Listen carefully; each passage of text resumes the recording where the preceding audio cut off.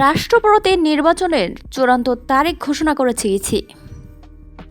রাষ্ট্রপতি নির্বাচনের তফসিল ঘোষণা করা হয়েছে। ঘোষণা অনুযায়ী ভোট গ্রহণ আগামী 20 আগস্ট দিন ধার্য করা হয়েছে। বৃহস্পতিবার 6 আগস্ট আনুষ্ঠানিকভাবে এই তফসিল ঘোষণা করেন নির্বাচন কমিশন ইসি।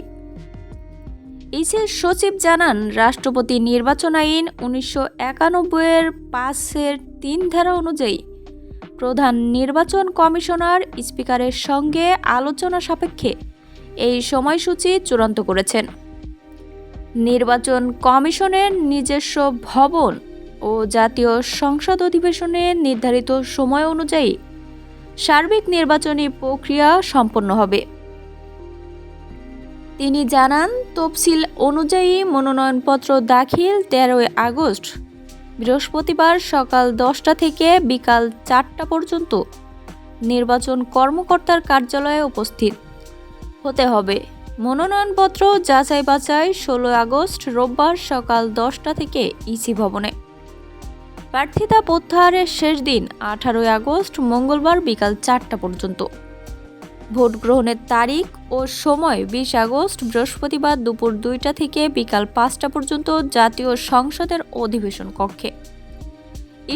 ইসির সচিব উল্লেখ করেন, ইতোমধ্যে রাষ্ট্রপতি নির্বাচনের ভোটার তালিকা প্রস্তুত করা হয়েছে।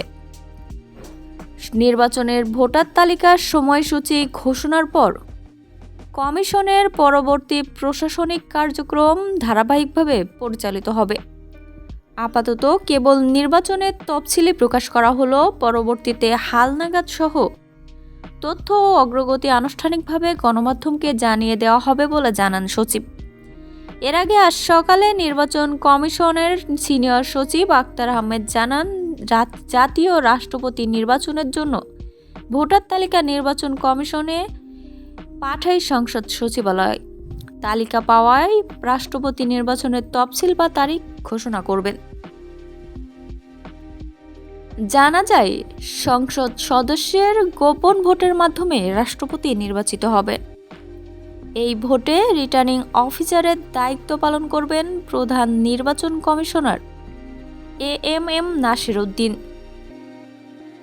নতুন রাষ্ট্রপতি নির্বাচিত না হওয়া পর্যন্ত আইন ও সংবিধান অনুযায়ী স্পিকার রাষ্ট্রপতির দায়িত্ব পালন করে আসছেন।